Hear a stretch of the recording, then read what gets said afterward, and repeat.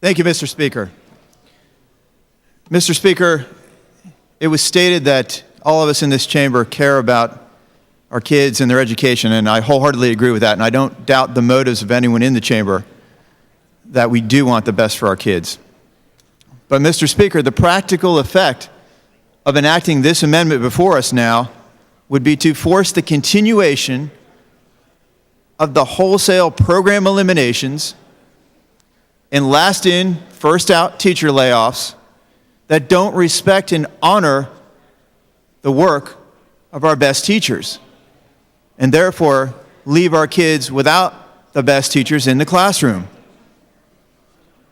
Mr. Speaker, back in June of 2012, this House passed House Bill 1980, which set up the current comprehensive balanced teacher evaluation system by a vote of 201 to 0.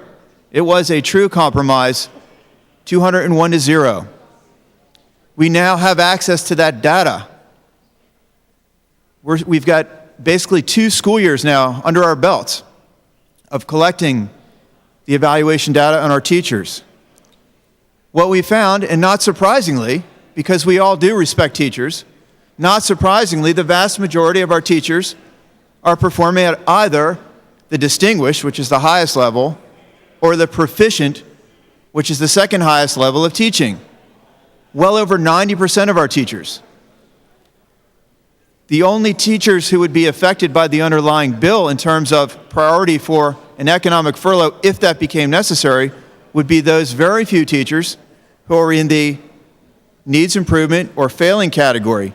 Just this very week, in an article in the Pittsburgh Post-Gazette, the spokesman for the Pennsylvania State Education Association stated, referring to the teacher evaluation results so far, the results show that the vast percentage of educators in Pennsylvania are doing an outstanding job, and we're not surprised that that is the case.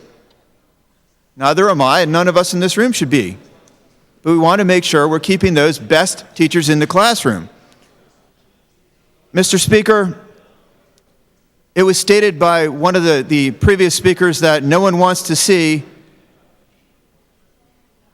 hardworking teachers being laid off, and no one does.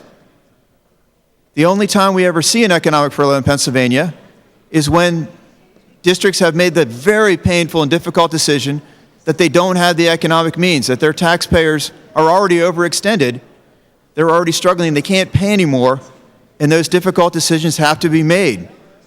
So if there's an economic furlough, it only means taxpayers are overextended and can't possibly pay any more, but no one wants to see that. That's not the intention, but the reality is we do see that. Some 41% of schools in the upcoming year do expect that they're going to be making staff reductions. When that happens, we need to be sure that the very best teachers stay in the classrooms with our kids.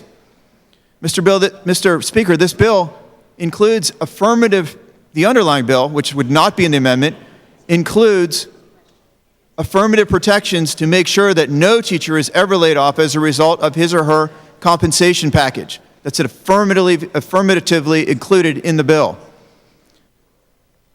Mr. Speaker, this amendment has been referred to as a compromise amendment, but as far as I know, the only statewide stakeholder groups that are in favor of it are the PSEA and the AFT.